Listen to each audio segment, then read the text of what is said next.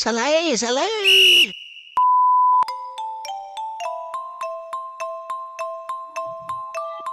Halo semuanya, di sini kami dari kelompok 1 akan membahas mengenai organisasi manajemen perusahaan industri atau OPI dari Migacuan. Next slide. Saya Deta Purba dengan CP 134 dari Universitas Sumatera Utara. Saya Galivana Rizky dengan CP 146 dari Universitas Brawijaya.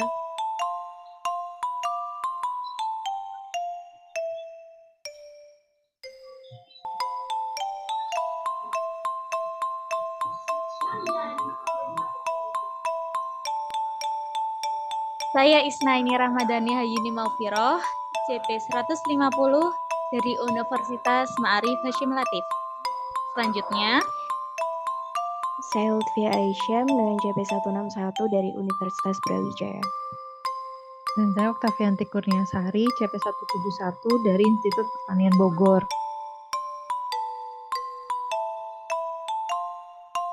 Pada pembahasan kali ini, kami akan membahas mengenai analisis faktor internal atau IV, yang kedua faktor eksternal atau EV, selanjutnya matriks SWOT dan diagram Cartesius SWOT. Berikut logo dari perusahaan Migacuan. Selanjutnya ada overview singkat mengenai Migacuan. Migacuan adalah sebuah merek dagang dari jaringan restoran mie pedas nomor 1 di Indonesia yang menjadi anak perusahaan PT Pistapora Abadi. Berdiri sejak awal tahun 2016, saat ini merek Migacuan telah tumbuh menjadi market leader utamanya di Provinsi Jawa Timur, Jawa Tengah, Jawa Barat, Kepulauan Bali, dan sedang dalam jalur kuat untuk berekspansi menjadi merek terbesar nomor 1 secara nasional. Mengusung konsep bersantap modern dengan harga yang affordable, kehadiran Migacuan telah mendapatkan apresiasi luar biasa di setiap market, di mana Migacuan hadir untuk melayani puluhan ribu pelanggan setiap bulannya. Nama Migacuan diambil dari kata gaco yang artinya jagoan atau andalan dalam bahasa Jawa. Tidak heran jika Migacuan menjadi tempat bersantap favorit bagi masyarakat Indonesia, khususnya mahasiswa, pelajar, dan keluarga. Next. Outline pembahasan dalam presentasi kali ini ada 4. Yang pertama yaitu IV atau analisis faktor internal, yang kedua ada EV atau analisis faktor eksternal, yang ketiga ada matriks SWOT, dan yang terakhir ada diagram Cartesius. Next. Yang pertama ada IV atau analisis faktor internal pada Migacuan. Analisis faktor internal adalah salah satu alat analisis strategis yang digunakan dalam manajemen strategis untuk mengevaluasi faktor-faktor internal suatu organisasi atau perusahaan. Tujuan dari analisis IV adalah untuk mengidentifikasi dan mengevaluasi kekuatan, strength, dan kelemahan weakness di internal organisasi tersebut. Yang pertama, ada tabel IV Migacuan, yaitu strength atau kekuatan, di mana ada 5 indikator. Yang pertama ada harga yang terjangkau, lokasi strategis, memiliki area parkir, menyediakan berbagai varian level kepedasan mie, dan yang terakhir dapat dipesan melalui aplikasi online. Di sini ada bobot dan skor. Lalu juga ada nilai skor, di mana nilai skor didapat dari bobot dikali dengan skor. Lalu dengan total bobot keseluruhan didapatkan bahwa bobot sebesar 0,8 dengan nilai skor sebesar 3,7. Next.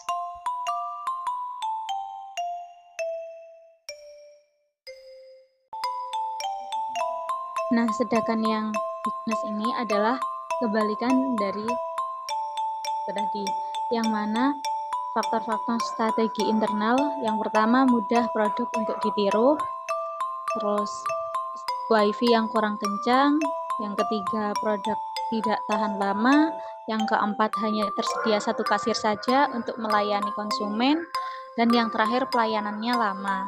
Nah, kekuatan yang dimiliki Migacuan adalah harga yang terjangkau dengan bobot 0,20, sedangkan kelemahan yang dimiliki adalah pelayanan yang lama dengan bobot 10.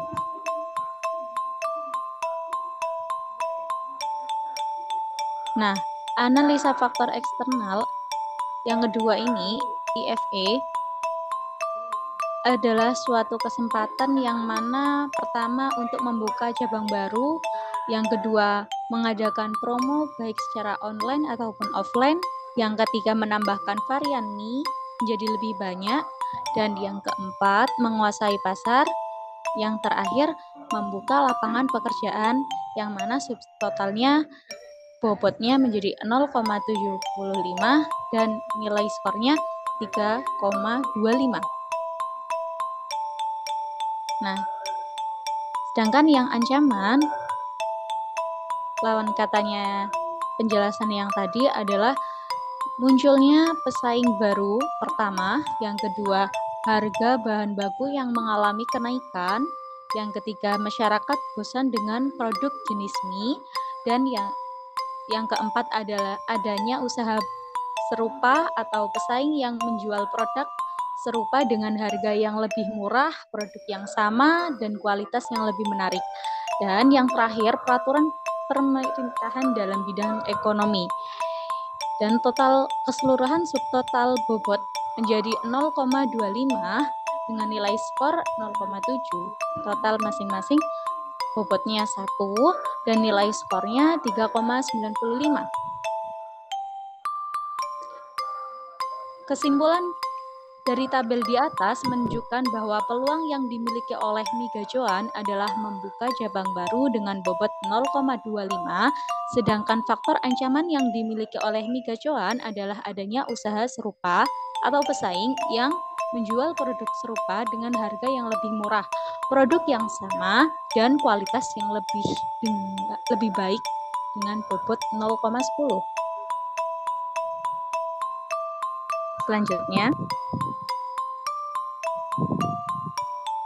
Selanjutnya adalah diagram Cartesius SWOT.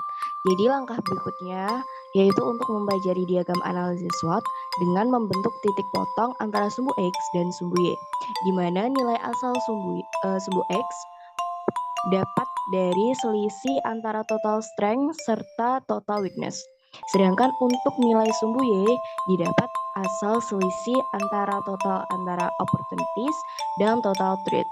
Nilai total skor asal masing-masing dari faktor tersebut bisa dirinci.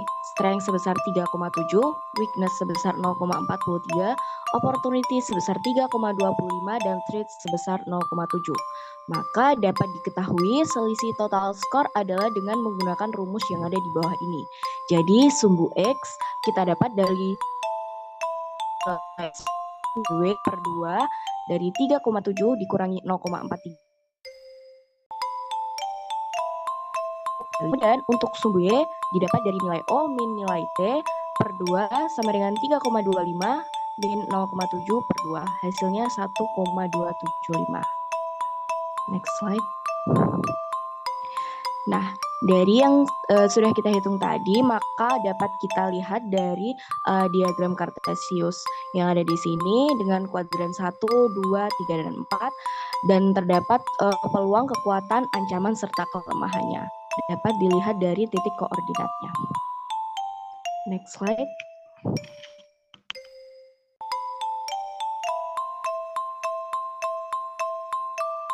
Nah, berikut merupakan matriks dari SWOT mie gacoan.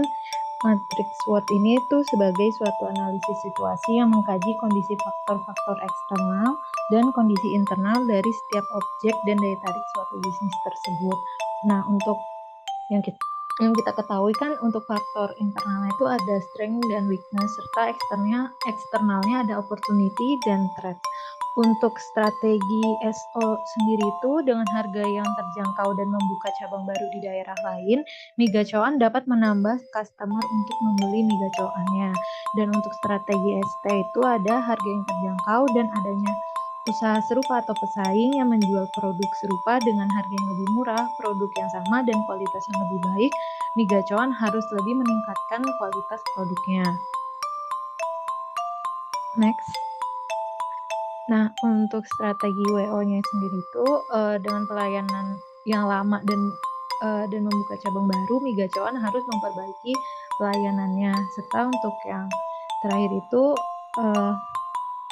pelayanannya lama dengan usaha serupa atau pesaing yang menjual produk serupa dengan harga yang lebih murah, produk yang Oke, yang terakhir mungkin ada tracksnya itu di mana Migacoan ini kan kelemahannya dia ada tracksnya sendiri ada pelayanan yang lama. Jadi diharapkan Migacoan ini harus menambah karyawan di bagian dapur. Next. Nah, untuk inferensinya sendiri atau kesimpulannya, yang pertama, strategi pemasaran Migacoan sudah dapat dikatakan baik. Migacoan menjual produknya dengan cara offline maupun online dan membuat restoran menjadi instagramable untuk memikat konsumen untuk datang. Dan yang kedua itu, hambatan yang mungkin akan dialami oleh Migacoan yaitu adanya usaha serupa atau pesaing yang menjual produk serupa dengan harga yang lebih murah, produk yang sama dan kualitas yang lebih baik.